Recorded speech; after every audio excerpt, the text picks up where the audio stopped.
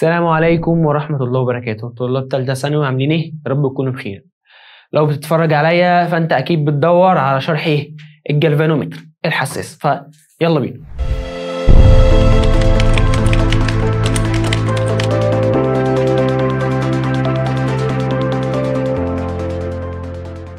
لو حد بيسأل انا ازاي بنفس الهدوم وفي نفس كل حاجة الفيديوهين متصورين في نفس الوقت، بس عشان مفيش حاجة تدخل على التانية انا قلت انزل كل فيديو لوحده. فدلوقتي هنبدأ ان شاء الله الجلفانو متر او متر الحساس. الجهاز ده بيعمل ايه يا مستر؟ استخدامه والله من حيث الاستخدام واحد قياس شدة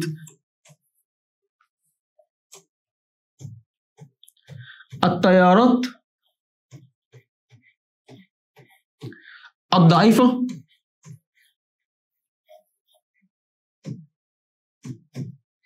المستمرة.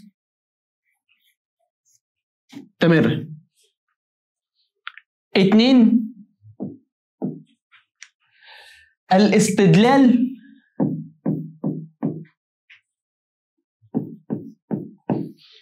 على مرور تيار. 3 وده مهم، تحديد اتجاه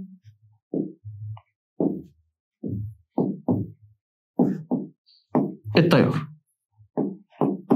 يبقى ليه كام وظيفة؟ 3 قياس شدة التيارات المستمرة الضعيفة، يبقى الجهاز ده ما يقدرش يقيس لي تيار ليه شدة عالية.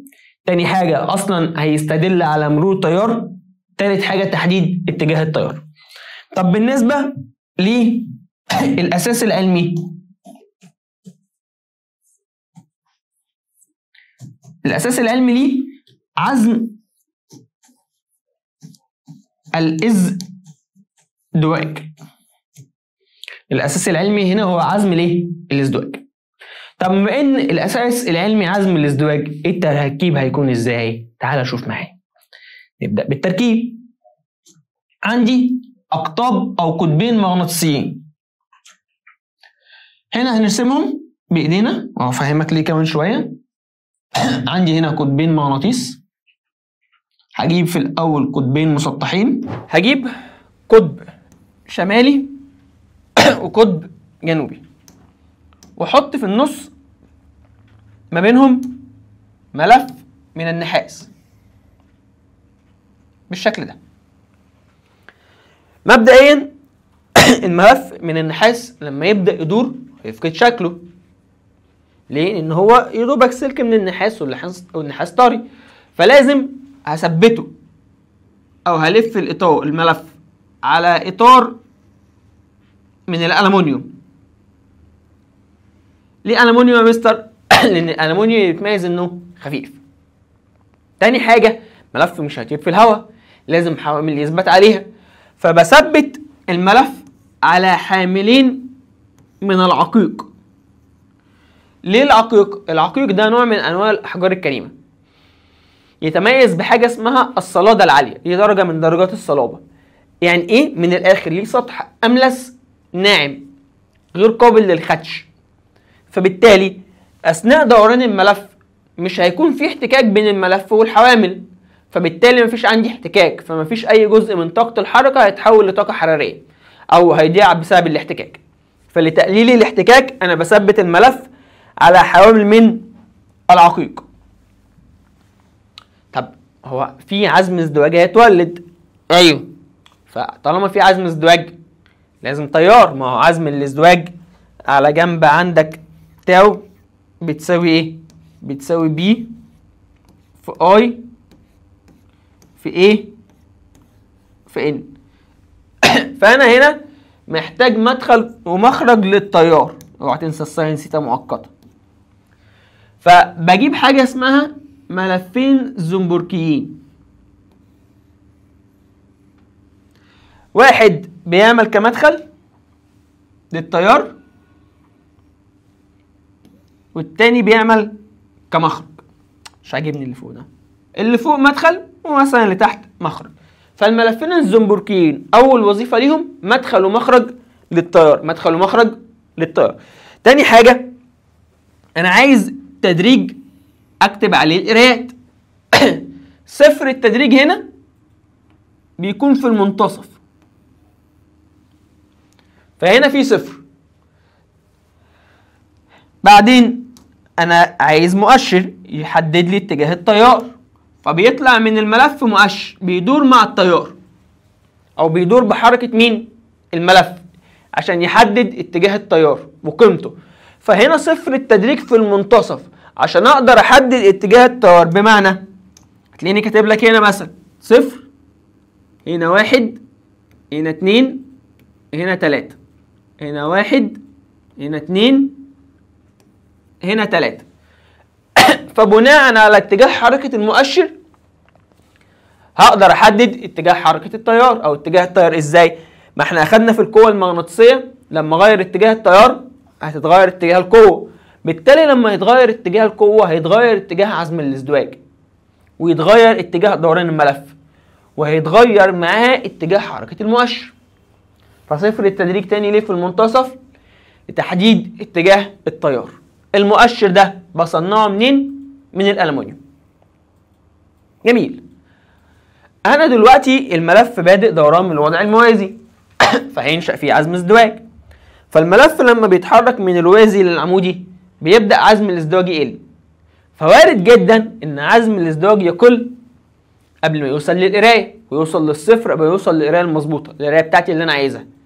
فبالتالي الجهاز هيكون بايظ. بمعنى تاني أنا الملف بيدور من الموازي للعمودي، عزم الازدواج وصل للصفر قبل ما المؤشر يوصل للقراية اللي هي مثلا 3.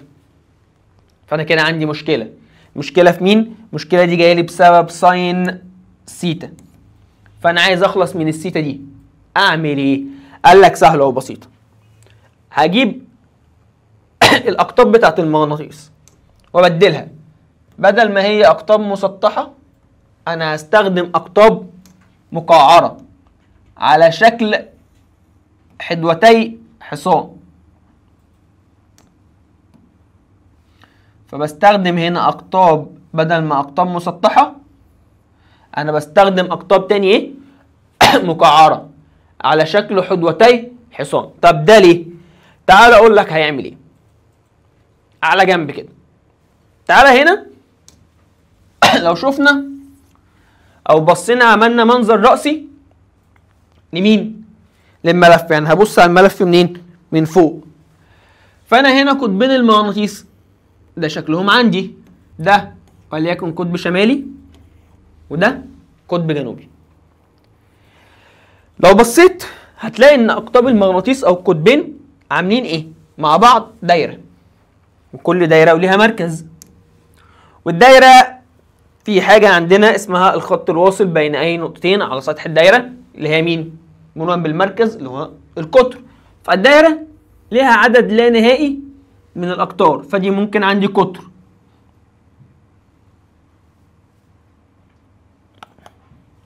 ادي التاني مثلا. وادي كمان مين؟ التالت. تعالى بلون تالت اللي هو وليكن الاسود. حلو. وهنجيب عندنا ملف. جميل. نجيب ملف بالشكل ده. حلو. هنحط الملف هنا بحيث ان هو يكون مين؟ في الوضع البداية اللي هو وضع الموازي. فالملف قبل ما يدور هو موازي لمين؟ موازي للمجال. فعزم الازدواج الناشئ فيه قيمة عظمى. طب لما يبدأ الملف يدور هيبدأ يدور بالشكل ده. ماشي. حلو. تعالى هنا. هيبدأ الملف يدور. الملف لا حول ولا قوة إلا بالله. زعل الملف. تعالى نرسم ملف تاني اهو اهو اهو. ما تزعلش بقى. جميل. تعالى معايا يا عم، مش زعلان. هنا الملف موازي للمجال. لما يبدأ يدور يا ترى هيكون موازي ولا لا؟ هي موازي برضو، هنا موازي وهنا موازي. لا مستر ده في حته ما كانش موازي يا ابني. هو الدايره فيها كام قطر؟ فيها 3 اقطار بس ولا عدد لا نهائي من الاقطار؟ عدد لا نهائي من الاقطار. فعند كل وضع هيكون عزم الازدواج ماله؟ هيكون قيمه عظمى. ليه؟ لان عند كل وضع هيكون الملف موازي للمجال، فدايما عزم الازدواج هيفضل قيمه عظمى. يبقى تاني انا بدلت الاقطاب المسطحه باقطاب مقعره، جعلت لي خطوط الفيض على شكل اقطار. الاقطار دي مالها؟ موازيه للملف، فخطوط الفيض اصبحت دايما موازيه للملف، فاصبح عزم الازدواج دايما قيمه ايه؟ عظمى. ما بيتوقفش على مين؟ على الزاويه. فعزم الازدواج التاو هيساوي فين؟ الملف الجلفانو ايه؟ بيان. دايما قيمه عظمى، ما بيزيدش ولا بيقل، ثابت. جميل يا مستر. طب وبعدين بص معايا هنا دلوقتي بدأ الجلفانو يدور، فعزم الازدواج قيمه عظمى، فماشي مش هيقف. مش ايه اللي هيوقفه يا مستر؟ عند القرايه بتاعته. ايه اللي هيوقفه؟ عند الواحد او الاثنين او الثلاثه. اللي هيوقفوا الملفين الزنبركيين. ازاي؟ بص يا سيدي، ملفين زنبركيين، لو زنبرك او زنبلك بالبلدي. الزنبلك اللي هو كان فين؟ في لعب الاطفال بتاعتكم وانتوا صغيرين دي وبتاعتنا كلنا، كان بيبقى كتكوت كده صغير، تفضل تلف الزنبلك ومره واحده تسيبه يبدا ايه؟ يجري كده. جميل. كنت انت وانت صغير بتلف يا دوبك الزنبلك لفه 2 وما تقدرش تكمل. ليه؟ مستر عشان انا ضعيف وكنت بأثر بقوه صغيره. صح. وكنت تروح لامك تقول لها ايه؟ والنبي ماما لفوا لي 2 3 كمان. فهي عشان اقوى هتقدر تلف اكتر، بس هي جايبه لك اللعبه دي اصلا عشان تريح منك. فتقول لك بص انا الفها لك مره الثانيه وابعد عني. جميل. فهي هتلف اكتر، 1 2 3 ويمكن 4، ولو اتكت على اللعبه اكتر هتكسرها. طب ايه اللي بيحصل؟ انت وانت مش واخد بالك بتعمل عزم ازدواج. ازاي؟ بتأثر على الزنبلك بقوتين قد بعضه في عكس الاتجاه، فبيبدأ الزنبلك يدور. الزنبلك من جوه عبارة عن ايه بقى؟ من جوه عبارة عن شريط حديد. شريط الحديد ده بيكلبش في بعضه، بيلف على بعضه، بيتنى على بعضه، فينشأ فيه حاجة اسمها عزم اللي. كل ما تلف الزنبلك اكتر كل ما يتنى على بعضه اكتر، فعزم اللي ده ايه؟ يزيد. بيفضل عزم اللي يزيد لحد ما يساوي عزم الازدواج بتاع ايدك، فخلاص هيكلبش مش هيتحرك. تيجي امك تلفه ايه؟ بقوه اكبر، فتعمل عزم ازدواج اكبر، فالزنبلك يدور اكتر، ويفضل عزم اللي يزيد لحد ما يساوي عزم الازدواج بتاع ايديها فيقف. هنا نفس الفكره. بناء على قيمه التيار هتحدد قيمه عزم الازدواج، فيبدأ الملف يتحرك ومعاه المؤشر. مين متوصل بالملف؟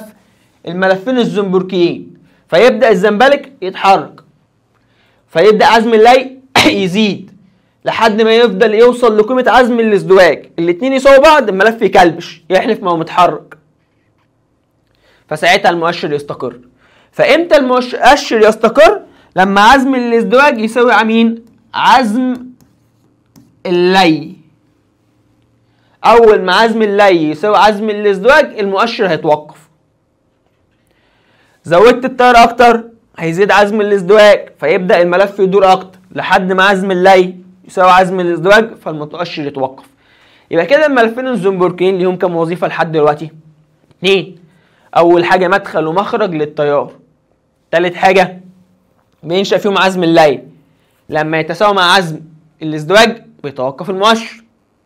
اخر وظيفه ليهم لما افصل التيار مفيش عزم ازدواج. مين موجود بقى؟ عزم اللي. اول ما افصل التيار الزنبلك هيبدا يتحرك بالعكس زي الكتكوت بتاعك. كنت اول ما تسيب الزنبلك الكتكوت يتحرك لقدام والزنبلك يتحرك بايه؟ بالعكس لورا. فبالتالي هيبدا الزنبلك او الملف الزنبركي يحرك المؤشر بايه؟ بالعكس مع الملف.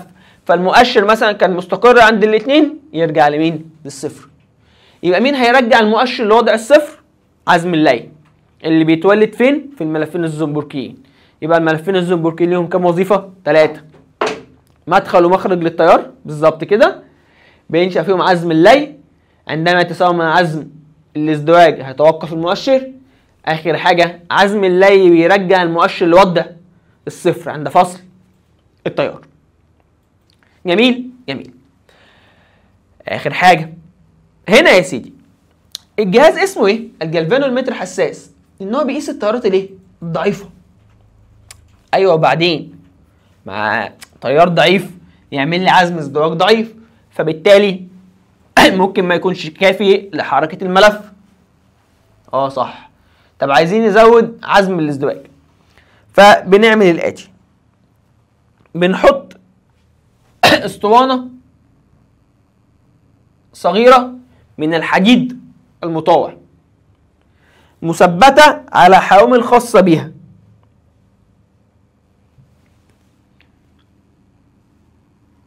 الحوامل دي بتعدي من قلب الاطار الالومنيا، ليها فتحتين بيعدي منهم، فبالتالي ما بيأثرش وزن قالب الحديد على الملف نهائيا.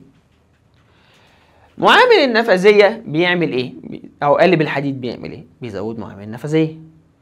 فبزياده معامل النفاذيه زي كثافه الفيض، فبالتالي كثافه الفيض العاليه مع ثبات عدد اللفات ومساحه المقطع مع مرور التيارات الصغيره بتديني عزم ازدواجي كبير، فمن التيارات الصغيره بيديني عزم ازدواج عالي، فيقدر المؤشر يتحرك. طب عايز ازود الحساسيه اكتر، ان يدي عزم ازدواج اكتر، ازود معامل النفاذيه. الطريقه اللي هخلي بيها الجهاز حساس للتيارات الضعيفه ان انا ازود مين؟ معامل النفاذيه، عن طريق وضع قالب من الحديد المطوع ليتولد عزم ازدواج كبير من التيارات الصغيره. صعب الكلام؟ جميل.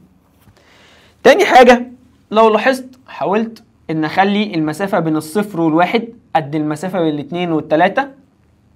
هناك الناحيه برضو نفس الحال، مسافه من الصفر والواحد قد الواحد والاثنين قد الاثنين والثلاثه. طبعا عشان ايدي مش مسطره. ده بسميه ان تدريج الجهاز منتظم، المسافه بين القرايات متساويه. طب ليه؟ كويس ان انت سالت.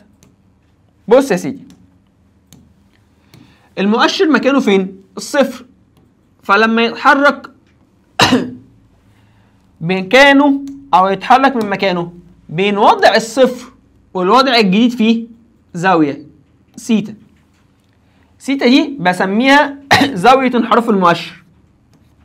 سيتا دي بسميها زاويه انحراف المؤشر. زاويه انحراف المؤشر بتعتمد على ايه؟ على عزم الازدواج. ما هو كل ما يتولد عزم اكبر كل ما المؤشر يتحرك اكتر، فهي علاقتها طرديه مع عزم الازدواج. طب عزم الازدواج علاقته طرديه مع مين؟ مع شده التيار. ما هو البي والاي والان ثابتين، شده التيار اللي انا هقيسها هي اللي هتاثر على عزم الازدواج. فالعلاقه كده بين شده التيار وعزم الازدواج علاقه طرديه، فبالتالي العلاقه بين التيار والزاويه طرديه. العلاقه بين شده التيار وزاويه انحراف المؤشر علاقه طرديه. فلو التيار زاد للضعف زاويه انحراف المؤشر هتزيد للضعف، فالمسافه هتزيد للضعف.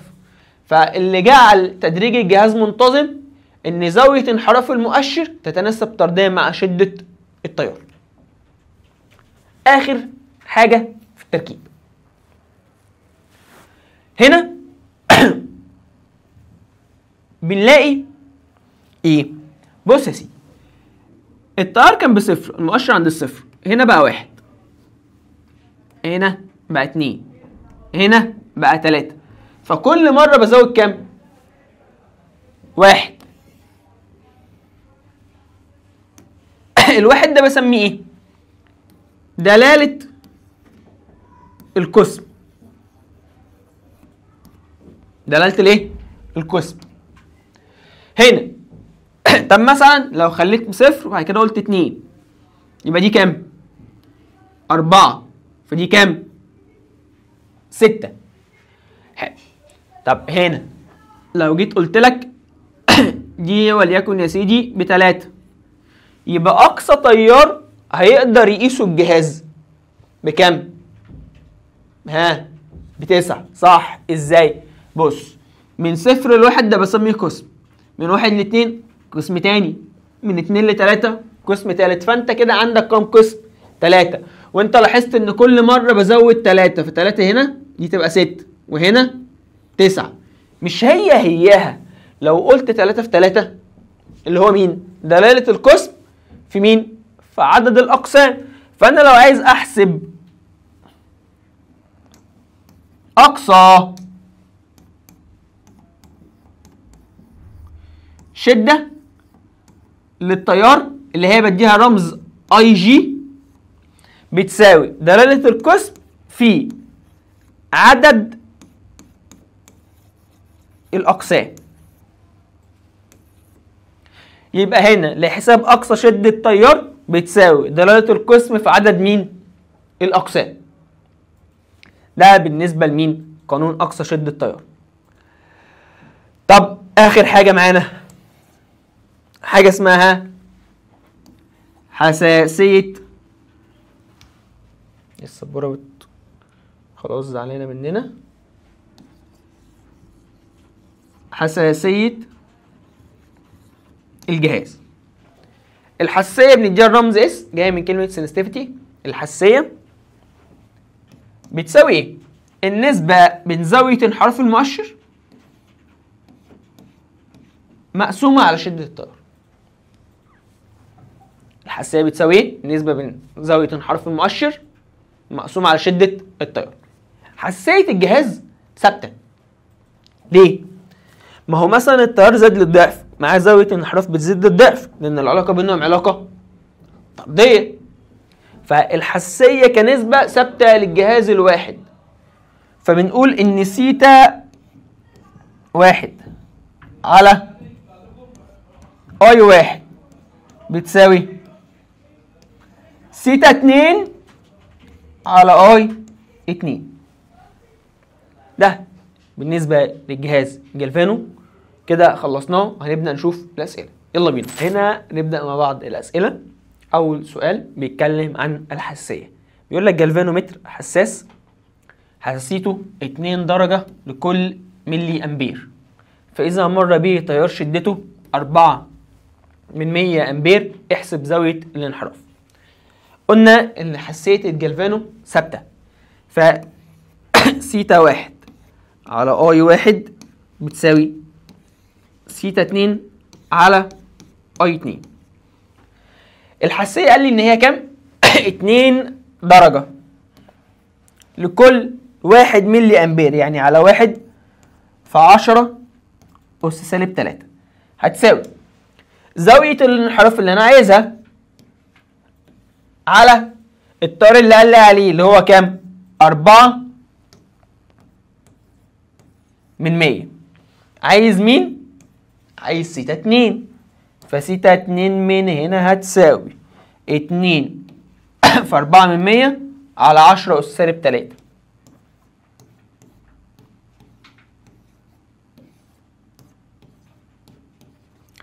تمسك آلتك هتطلع لك ب 80 درجة. ده السؤال الأول. السؤال الثاني بيقول لك احسب أقصى شدة تيار يقيس جالفانومتر مدرج إلى 100 قسم إذا كانت دلالة القسم الواحد 1 ملي أمبير. تعويض مباشر. بيقول لك عايز أقصى شدة تيار، قلنا بتساوي عدد الأقسام في حساسية القسم أو في دلالة القسم، الاتنين صح. وهنحتاج قانون ده ايه؟ حساسية القسم ده كمان شوية. فهنا دلالة القسم أو حساسية القسم ب1 ملي، يعني 1 في 10 أس سالب 3 في عدد الأقسام اللي هو 100. تمسك آلتك تعويض مباشر برضو 1 من 100 أمبير. لاحظ هنا خلي بالك معظم أسئلة الجالفانو هي بتكون شق النظر أكتر ومرتبطة بالتركيب اللي احنا قلناه، لكن الأسئلة الرياضية هو تعويض مباشر ما فيهوش أي حاجة، سواء قانون الحساسية أو قانون حساب أقصى شدة تيار. السؤال اللي بعده جالفانومتر ذو ملف متحرك ينحرف مؤشره إلى نصف التدريج عند مرور تيار شدته 200 مايكرو أمبير. قال لك ينحرف لنص التدريج، يعني النص اقصى شدة تيار، يبقى اقصى شدة تيار اللي هي اي جي هتساوي كام؟ 400 مايكرو، اللي هي 400 في 10 اس سالب ايه؟ 6 امبير. عشان قال لك انحرف لنص التدريج. عارف لو كان قال لك لنهاية التدريج فكنت هتستخدمها زي ما هي. احسب عدد الاقسام اذا علمت ان دلالة القسم الواحد 8 من 100 ملي امبير، يعني هتبقى 8 من 100 في 10 اس سالب ايه؟ 3. عايز عدد الاقسام من القانون بتاعنا، لو انا عايز عدد الاقسام هيساوي اقصى شدة تيار على عدد الاقسام، بمعنى اقصى شدة تيار دلالة القسم ولا ايه؟ عدد الاقسام هيساوي اقصى شدة تيار اللي هي الاي جي على دلالة القسم. اقصى شدة تيار اللي هي بكام؟ اللي هي 400 في 10 اس سالب 6 على 8 من 100 في 10 اس سالب ايه؟ 3. على آلتك اللذيذة تطلع لك الإجابة بكام؟ ب5. السؤال اللي بعده هنا بيقول لك يتكون تدريج جلفانومتر حساس من 20 قسم وينحرف مؤشره إلى منتصف التدريج عند مرور تيار كام؟ 1 ملي أمبير أو 1 من 10 ملي أمبير. يبقى كده أقصى شدة تيار تاني اللي هي الأي جي هتساوي كام؟ 2 من 10 ملي، يعني في 10 أس سالب 3 أمبير. أوجد حساسية الجهاز. نرجع لقانون أقصى شدة تيار. قلنا أقصى شدة تيار بتساوي إيه؟ أقصى شدة تيار بتساوي عدد الأقسام يا إما في دلالة القسم يا إما في حساسية الجهاز اللي هي في نفس الوقت حساسية القسم. فأنا لما أحب أحسب حساسية الجهاز أو حساسية القسم هتساوي إيه؟ هنا الحساسية وده قانون مهم هتساوي أقصى شدة تيار اللي هي الأي جي على عدد الأقسام اللي ممكن نسميه N. يبقى هنا حساسية القسم الواحد اللي هي حساسية الجهاز هتساوي شدة التيار المر أو أقصى شدة التيار اللي هي الأي جي على عدد مين؟ الأقسام. حلو. فأنت هنا دلوقتي ممكن تعمل حاجة من الاتنين، يا تستخدم نص أقصى شدة تيار وتستخدم نص عدد الأقسام، يا إما هتقول إن هو أقصى شدة تيار اللي هي كام؟ 2 من 10 بس في 10 أس سالب 3 على عدد الأقسام كامل اللي هي كام؟ 20 قسم. هيطلع لك على الآلة 10 أس سالب 5 أمبير لكل قسم. عايز تحولها بالمايكرو هتضرب 10 أس سالب 5 في 10 أس 6 عشان أنا بحول من أمبير لمايكرو أمبير، يعني تطلع 10 مايكرو أمبير لكل إيه؟ لكل قسم. ولو بالملي هضرب في 10 أس 3. السؤال الأخير هنا ركز معايا عشان بعضكم بيتلخبط في الحتة دي كتير قوي. يقول لي جلفانومتر حساس عدد لفاته الN ب 1200 لفة، مساحة الوجه الواحد 3 سنتيمتر يعني هضربها في 10 أس سالب 4، يدور في مجال مغناطيسي كثافته ادي البي 1 من 100 تسلا عند مرور تيار شدته 1 ملي أمبير يعني 1 في 10 أس سالب 3 أمبير. في ملف جلفانو انحرف مؤشر الجلفانو إلى إيه؟ قال لك فين؟ في جلفانو. ها؟ انحرف مؤشر الجلفانو عن الصفر بزاوية 45. فأن عزم الازدواج المؤثر على الملف الجلفانومتر وعزم الإيه؟ اللي في الملفين الزنبركين امتى يا مستر؟ قال لك عند توقف ملف الجلفانو عن الحركة. هنا المعلومة دي مهمة، ان امتى المؤشر يتوقف او الملف يتوقف؟ قلنا لما يتساوى عزم اللي مع عزم الازدواج. لما يتساوى عزم اللي مع ايه؟ عزم الازدواج. يبقى بالتالي هو طالب هنا عزم الازدواج وعزم اللي. فانا هدور على اجابه فيها القيمتين قد بعض، فمش هينفع معايا ولا الف ولا د. اجابتي محصوره من مين؟ ب وج. جميل. لازم القيمتين يكونوا قد بعض. طب مستر هو انا عايز احسب عزم الازدواج اللي هو التاو صح؟ اقول لك تاو هتساوي ايه؟ هتساوي بيان مستر ساين سيتا صح؟ صح. وهتعوض هيطلع لك الاجابه ج صح؟ غلط. لا يا مستر ما هي تاو بتساوي بيان ساين سيتا بس ما عدا الجلفانو. قلت لك في الجلفانو عزم الازدواج لا يتأثر بالزاوية. لو مش فاكر افكرك، قلنا عزم الازدواج التاو بيان بس عزم الازدواج في الجلفانو لا يتأثر بالزاوية، قيمة ثابتة دايما قيمة عظمى. فبالتالي عزم الازدواج هيكون هنا ايه؟ بيان بس. فانت عندك البي بواحد من ايه؟ 1 من 100 تسلا. الاي عندك ب1 ملي يعني 10 أس -3. الاي مسألة كلها تحويلات 3 في 10 أس -6. الان الحمد لله ب 1200 لفة ما فيهاش تحويلات. هتمسك آلتك هتطلع لك ب 3.6 في 10 أس -6. ده قيمة عزم الازدواج اللي هيساوي في نفس الوقت قيمة عزم اللي. وده كان آخر سؤال معانا. بعد إذن حضرتك الدرس سهل، النظري بتاعه مهم جدا، حاول تحفظه. نظري الجلفانو مهم، قانون زي ده خدعة مهمة، المثال اللي فات برضو مهم، مش صعبين كتعويض بس مهمين كفهم. وده كان آخر سؤال معانا، ويا رب أكون فدتكم وأشوفكم إن شاء الله مع الأميتر والفولتميتر. والسلام عليكم ورحمة الله وبركاته. سلام.